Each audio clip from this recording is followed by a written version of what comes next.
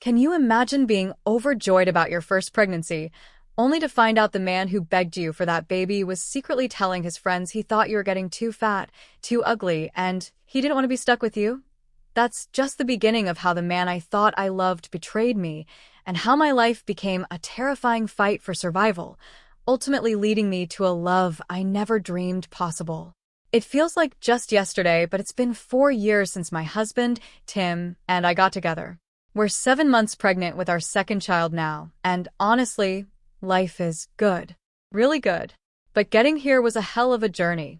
I met Josh on a dating app, and we clicked instantly over our shared love for nerdy comics and cheesy action movies. Our relationship felt right, moving at a comfortable pace. 2 years in, we moved in together. After 3, we adopted a cat, our first fur baby.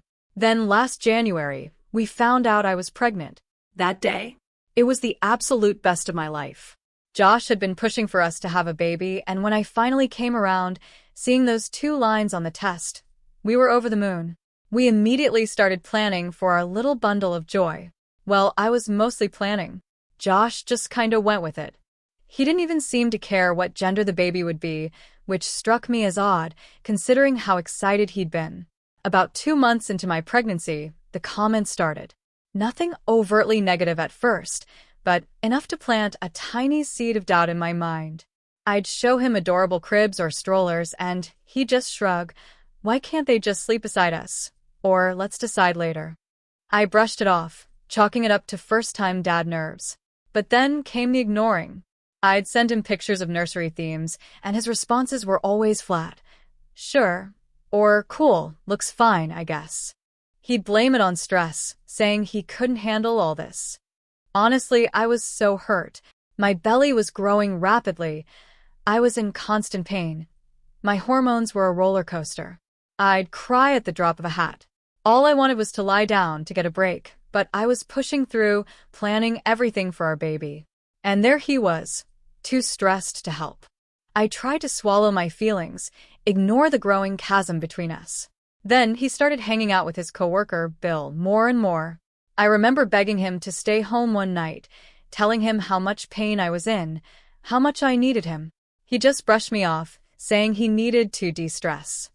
He was at Bill's 2 or 3 times a week. He'd come home and find me throwing up in the bathroom, and he'd barely even check on me. Sure, he'd bring a blanket and some water, but that was it. No comfort, no concern. It got to a point where he stopped showing any affection at all. I couldn't even get a goodnight hug, let alone a kiss or anything more intimate. I confided in my best friend, Susie. She told me some guys just act this way before becoming fathers and suggested I get him a parenting book. So last week I did. I even cooked him a 3-course meal from scratch while pregnant, so it would be ready when he got home. That night was a disaster. Josh barely looked at me.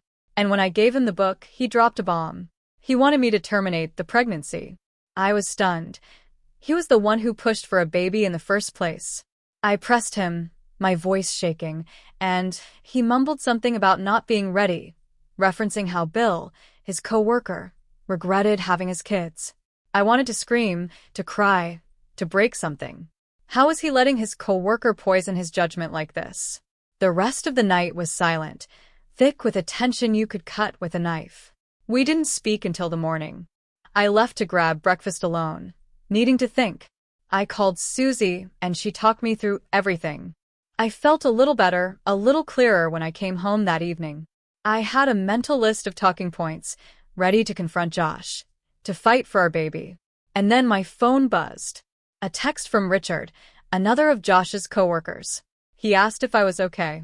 I was confused. We'd only met twice. I replied, asking why he was texting me. He immediately dropped the subject, but I couldn't shake the feeling. My gut screamed something was wrong. I called him. When he answered, he sounded nervous, like he was hiding something. I questioned him again and again until he finally spilled it. His coworkers had been congratulating Josh on the pregnancy. But when Bill, asked Josh if he was ready for his wife to never be the same, Josh had actually admitted his concerns. Richard had interrupted, asking what he meant. And Josh Josh had said, and I remember Richard's words verbatim, "She's just getting fatter." It's not pretty to look at, and I've seen the horror stories. Women have a kid, and then become too lazy to lose the fat. I don't want to sleep with her and pretend I find it hot for the rest of my life. Then he chuckled, trying to play it off as a joke. Richard said some of the guys called him out, but Josh doubled down. I cried in the park for hours after that call. Josh, The supposed love of my life. The man who promised me the world. He'd publicly admitted that me getting fat and ugly was the reason he didn't want our child.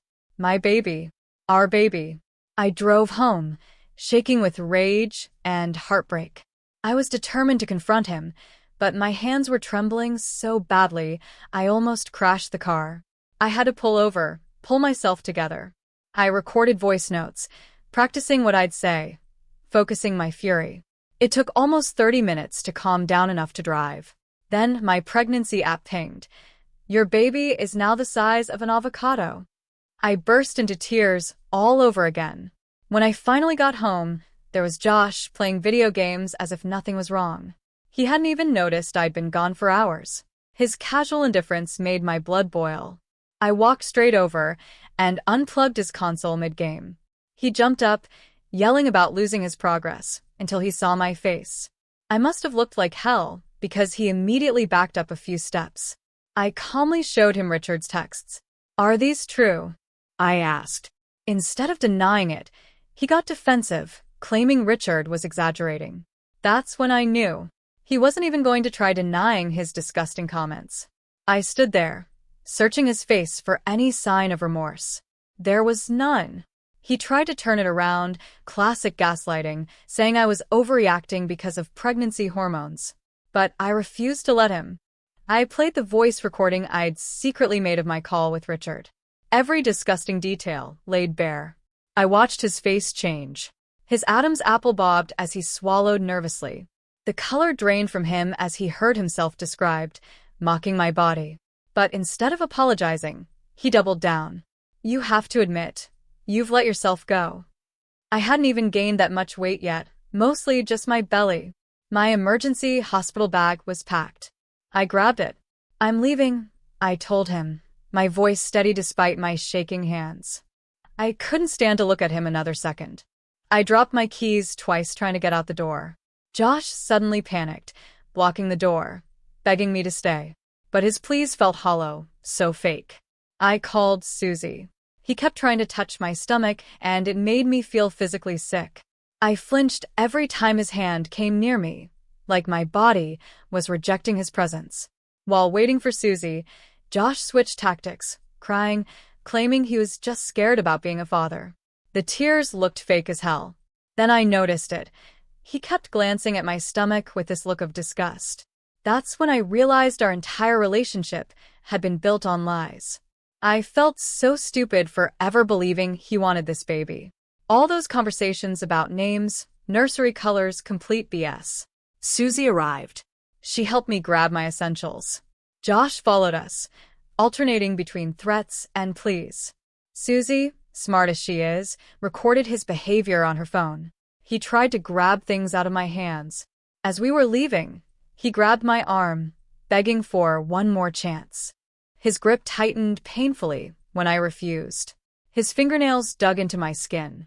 Susie threatened to call the police, and that finally made him back off. I had bruises the next day. In Susie's car, I completely broke down. 7 months pregnant, nowhere to go. But Susie, bless her heart, reminded me I had people who truly cared. We went to her apartment, where she'd already prepared her guest room. I felt lost, terrified. That night, I couldn't sleep, consumed by worry about being a single mother. But then I felt my baby kick. And suddenly clarity. That baby. That was what truly mattered. I started making lists, steps to protect myself and my child. The lists helped me focus through the panic. I went through an entire notepad that night, the pages wet with tears. The next morning, I called my OB/GYN. They warned me about stress affecting the baby. I scheduled an emergency appointment. My blood pressure was dangerously high. The nurse gave me a teddy bear to squeeze during the ultrasound. It made me feel like a child, but it helped. I contacted a lawyer, hoping to understand my options, but the legal advice was complicated, and the retainer was more than my monthly rent. I was desperate. Then I found a women's resource center offering free legal guidance for expectant mothers. They were incredible, helping with paperwork. The woman helping me had been through something similar and gave me her personal number. Checking my phone, I had 37 missed calls and dozens of texts from Josh. But reading them, it was clear he was more concerned about himself than me or our baby. I blocked his number. I needed space. His messages were all about him and how I was ruining his life. Not a single one asked if the baby was okay. Susie suggested I tell our mutual friends, but I was scared they wouldn't believe me over Josh. I decided to write everything down, with Richard's testimony as proof, and only share it with those I truly trusted. Most were shocked and supportive. A couple blamed my pregnancy hormones, which told me exactly who my real friends were. After a week at Susie's, I returned to our apartment with 2 friends to collect more belongings. But Josh had changed the locks. I had to call a locksmith, show my lease. It cost me $200 I couldn't afford. Inside, Josh had trashed so many of my personal items. The nursery supplies I'd bought ruined. He'd even torn pages from my pregnancy journal, where I documented every tiny milestone. The damage made me even more determined. We quickly packed my car. He'd cut up baby clothes, too. I saw pieces of the tiny onesie my mom had sent, tossed in the trash. I filed for a restraining order, documenting the property damage. But the judge only granted a temporary order, saying there wasn't enough evidence of physical danger. I installed security apps on my phone, ready to record any future interactions. I felt like no one was taking this seriously. With Susie's help, I found a small 1-bedroom apartment I could afford, but the landlord was hesitant to rent to a pregnant woman with no current job. My parents, despite our strained relationship, had to co-sign the lease. Mom, who never liked Josh, kept saying, "I told you so." It annoyed me then, but she had better instincts than I did. Moving day arrived, supposed to be a fresh start. But then I spotted Josh's car, parked down the street, watching me. My brother, KB, and his friends formed a protective circle around me as we unloaded. Josh didn't approach, but he took pictures. That night, emails started. From new addresses, alternating between fake apologies and vicious accusations. I refused to respond. He escalated, creating fake social media accounts. One message threatened to take the baby when it was born. I reported the harassment. The police officer dismissed it as just a domestic dispute between parents-to-be. He yawned while taking my report. I started documenting everything meticulously, creating a paper trail they couldn't ignore. At my 32-week appointment, I spotted Josh in the hospital parking lot. This time, my doctor took my concerns seriously. The hospital assigned me a special check-in procedure and escorted me to my car. I felt like a prisoner in my own life. Josh's mother, Marlo, called, claiming she wanted to mediate. But she just tried to convince me I was being cruel, keeping a father from his child. I recorded the conversation, adding it to my evidence file. She called me horrible names when I refused to meet Josh. I joined a support group for single mothers, but felt overwhelmed hearing about the struggles ahead. A group member, Award, offered to mentor me. She'd been through something similar 5 years earlier and became my lifeline. Award helped me draft a birth plan that excluded Josh. But the hospital required both parents' info. I had to provide documentation of the restraining order and work with a patient advocate to ensure my safety. The bureaucracy was exhausting. I found flowers on my doorstep. No card. My doorbell camera showed Josh delivering them at 3 a.m. I reported the restraining order violation. The officer told me it was a harmless gesture and even suggested I appreciate the romance. I wanted to scream. Then my car tires were slashed in the apartment parking lot. No cameras. I had to spend money I didn't have on repairs and a steering wheel lock. I started taking Ubers to doctor appointments. The drivers, trying to be friendly, would ask, "Is your husband excited?" It made me want to cry. Susie suggested I stay with her again, but I refused to be driven from my new home. I asked KB to stay with me temporarily. He snored loudly, but I felt safer with him there. As my due date approached, my anxiety worsened. Every strange noise, every creak of the floorboards, sent a cold sweat through me. KB taught me self-defense techniques, adapted for my pregnant state. I felt less helpless, but still constantly vigilant. At 36 weeks, I woke to someone trying to open my apartment door at midnight. But the new deadbolt KB had installed held firm. I called 911 while my brother confronted Josh through the door.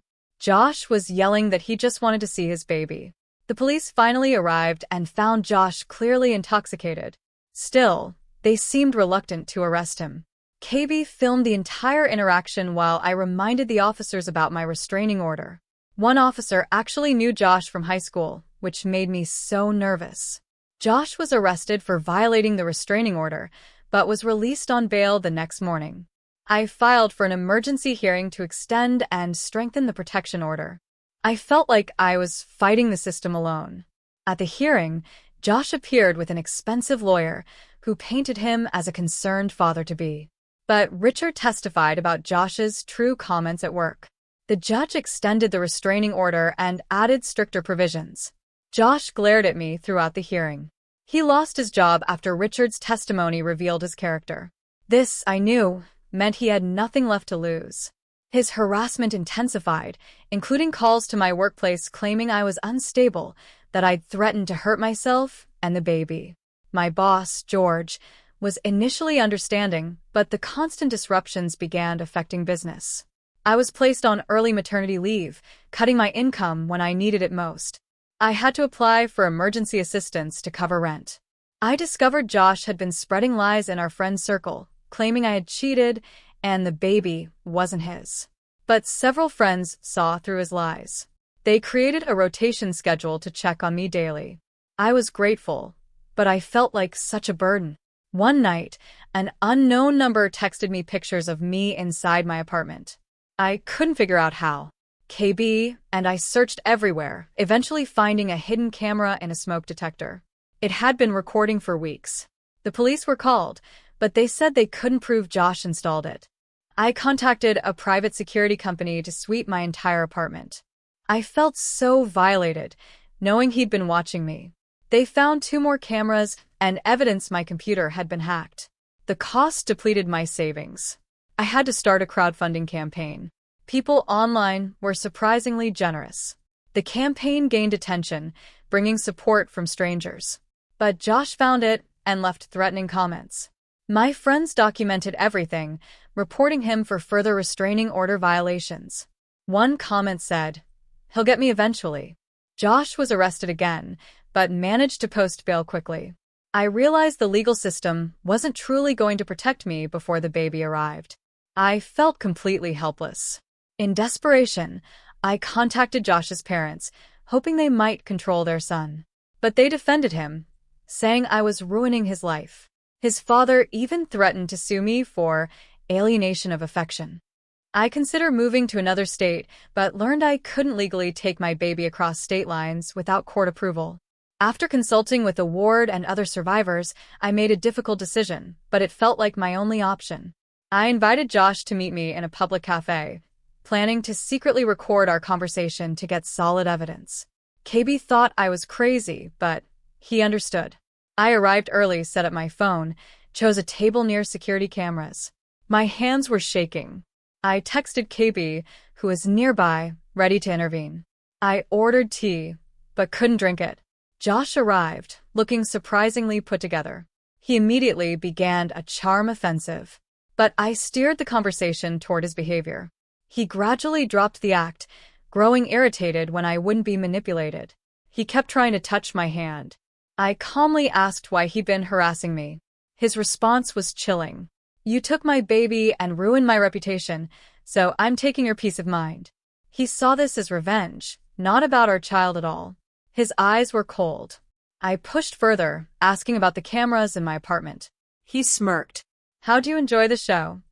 I had explicit confirmation of his actions, undeniable evidence for court. He actually seemed proud of how he terrorized me. When I mentioned his comments about my body to his coworkers, his facade completely dropped. But I wasn't prepared for the vicious verbal assault that followed. Other cafe patrons started staring as he called me disgusting names. A woman at the next table looked horrified. The cafe manager approached, asking if everything was okay, but Josh grabbed my wrist painfully under the table. Loudly, I announced, "I'm 7 months pregnant and being threatened." Several people stood up immediately. Josh immediately switched tactics, claiming I was having a mental breakdown. But multiple witnesses had heard his tirade. The manager asked him to leave while a customer, who happened to be a nurse, checked on me. She gave me water, helped me breathe. Josh refused to leave, causing a huge scene. This only created more witnesses. KB finally stepped in along with 2 other customers, physically escorting Josh outside. One man told Josh he should be ashamed of himself. I was shaken, but triumphant. I had solid evidence. But as I left the cafe, I saw Josh vandalizing my car. KB called the police while I filmed from a safe distance. He was slashing my tires and breaking windows. The police arrived quickly this time and arrested him on the spot. But the stress. I started having contractions. The nurse from the cafe helped me breathe, holding my hand until the ambulance arrived. At the hospital, doctors confirmed it was false labor, but advised complete bed rest to prevent early delivery. I had to rely entirely on friends for weeks. KB moved his PlayStation into my bedroom to keep me company. Josh remained in jail, unable to make bail this time. But his parents hired an aggressive attorney. I had to use my recording and witness statements to fight back in court. Their attorney tried to claim I hadn't trapped Josh. The judge reviewed all the evidence and denied Josh bail. But the stress of court appearances was affecting my health. My doctor wrote a letter allowing me to appear virtually for future hearings. My blood pressure was dangerously high again. With Josh temporarily contained, I finally had space to prepare for my baby. But I was emotionally exhausted and scared. Susie organized a small, private baby shower to lift my spirits. The gifts were thoughtful, practical. It was a welcome distraction. But then a gift arrived from Josh's mother with a disturbing note. We contacted my lawyer, who filed for a restraining order against her too. The note said, "I'll be there for the birth whether you want me or not." At 38 weeks, my water broke in the middle of the night. I was alone. I had to call an ambulance, trying to remain calm. The dispatcher stayed on the phone until help arrived. At the hospital, my contractions intensified quickly, but the nurse couldn't locate my special check-in status. I had a full-blown panic attack, terrified Josh would somehow find me. I couldn't stop crying between contractions. My doctor finally arrived and confirmed my protection status, but labor was progressing faster than expected. No time for an epidural. The pain was unbelievable, but I had no choice. KB and Susie arrived, but the hospital only allowed one person in the delivery room. They took turns, ensuring I was never alone. KB nearly fainted during his shift. After 6 hours of excruciating labor, my beautiful daughter, Lily, was born. But the joy was mixed with fear. I checked every hospital staff ID. The nurses created a code word system for anyone entering my room. Sunflower. Holding Lily for the first time was magical, but I couldn't fully enjoy it, knowing Josh might still try something. The hospital assigned security to patrol near my room. I barely slept that first night, watching Lily constantly. News of Lily's birth somehow reached Josh's mother, Marlo. Hospital security stopped her in the lobby. She created a scene, demanding grandmother's rights, trying to claim she was my mother to get past security. The hospital wanted to discharge us after 2 days, but I didn't feel safe going home. A ward helped me find a temporary safe house through a domestic violence organization. We left through a service entrance, avoiding being seen. The safe house provided security and support, but I had to remain completely off social media. My friends spread misinformation about where we were staying to throw Josh off our trail, posting about me staying in places I wasn't. Josh was released from jail pending trial, but the prosecutor had added additional charges based on new evidence. His bail conditions now included GPS monitoring. He still managed to send letters through others. I filed for sole custody of Lily, but Josh counterfiled, claiming parental rights. I had to prepare for a lengthy court battle while caring for a newborn. Lily had colic and barely slept, adding to my exhaustion. My maternity leave was running out. Returning to work meant finding childcare I could trust. I accepted my parents' offer to help, slowly rebuilding our relationship. My mom fell in love with Lily instantly. The custody hearing was scheduled, but Josh's attorney requested multiple delays. Months passed with the situation unresolved. Every delay cost me more money I didn't have. Lily grew into a beautiful, happy 3-month-old, but I lived in constant fear whenever we left the safe house. I rarely ventured out, except for necessary appointments. I missed fresh air, normal activities. At one doctor's appointment for Lily, I met Tim, a pediatric nurse. He was incredibly kind, but I was too traumatized to consider dating. We became friends instead, him offering advice about Lily's development. He gave me his number just for baby questions. After 4 months in the safe house, I found a new apartment in a secure building, but it was in a different city, away from my support network. Tim offered to help with the move since he lived nearby. He brought his truck, packed lunch for everyone. Moving day went smoothly with Tim's help. But as we unloaded the last boxes, I had a panic attack, imagining Josh finding us. Tim taught me grounding techniques he used with anxious patients. His calm presence made me feel safer. The custody hearing finally arrived.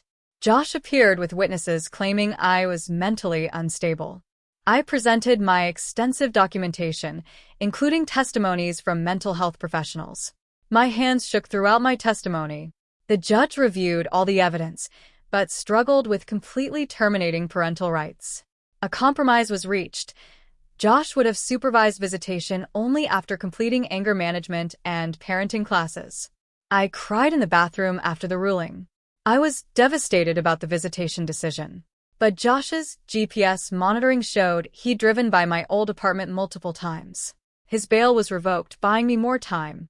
The officer who arrested him actually apologized for not taking me seriously before. With Josh temporarily back in jail, I focused on creating a home for Lily. But my finances were stretched thin. Tim connected me with a local mothers group that shared childcare and resources. That group became like family to me. I slowly began to trust people again, particularly Tim, who was wonderful with Lily. But I worried about his intentions. I kept our relationship strictly in the friend zone, despite growing feelings. He never pushed for more. Josh's criminal trial approached, but his lawyer offered a plea deal that seemed too lenient. I met with the prosecutor, sharing how the harassment had affected my life. The prosecutor promised to fight for appropriate consequences. The judge rejected the plea deal, sentencing Josh to 18 months, but he would be eligible for parole in just 9 months. I had to make the most of this time to establish stability. The sentence felt too short for what he'd done. With Josh incarcerated, I finally felt safe enough to start living again. But I struggled with residual trauma. Tim suggested a therapist specializing in PTSD and domestic abuse. The therapist helped me understand I wasn't overreacting. Therapy helped me process my experiences, but I still jumped at every unexpected noise. Tim helped me install additional security in my apartment, including cameras I controlled. He spent a whole weekend setting everything up perfectly.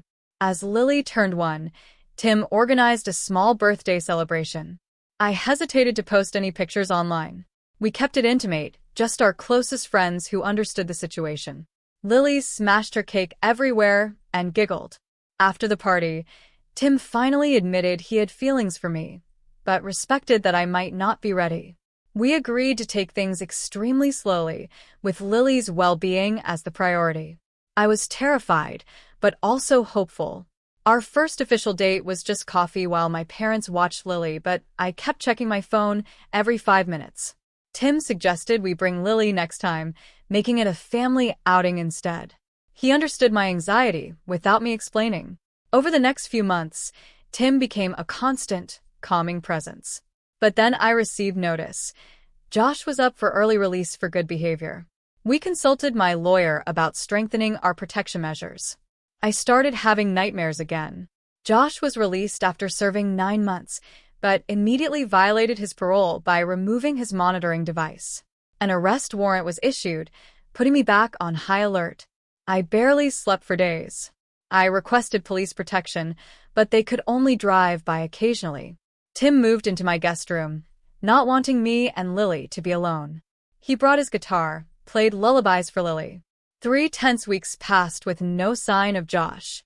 But then I received flowers at work, no card. Security footage confirmed they were delivered by a service, not Josh personally. The message: "I'm watching you." The deliveries continued daily. The florist refused to disclose who ordered them. Tim helped me get a lawyer to subpoena their records. Each delivery made me physically ill with anxiety. The records revealed Josh's mother was sending the flowers, but this proved they were tracking my movements. I had to switch jobs, finding remote work to limit my public exposure. I miss my coworkers, but felt safer at home. Working from home allowed me to care for Lily, but the isolation began to affect my mental health. Tim organized small gatherings at our apartment where I could socialize safely. These gatherings became weekly traditions. At one, a friend's new boyfriend, Shadow, seemed oddly interested in my story. I dismissed it as curiosity. I was shocked when Tim later spotted him taking pictures of our building. He had circled the block 3 times. We confronted Shadow. He made excuses and left quickly. We reported it to the police, suspecting he was connected to Josh. The police said they'd look into it, but sounded unconvinced. The investigation revealed Shadow was actually Josh's cousin, but they claimed there wasn't enough evidence to arrest him. Tim and I decided we needed to move again. I cried all night at the thought of starting over. Finding a new apartment quickly was challenging, but Tim suggested we look for a place together. Our relationship took a serious turn. This time I was excited about the move. We found a perfect place in a different neighborhood. But during the final walkthrough, I noticed someone watching from across the street. We changed our moving plans last minute, using decoy vehicles. We left at 4 a.m. with trusted friends helping. The move was successful, no incidents. But the very next day, Josh was arrested trying to break into our old apartment. He was sent back to prison for parole violation. I felt vindicated, relieved.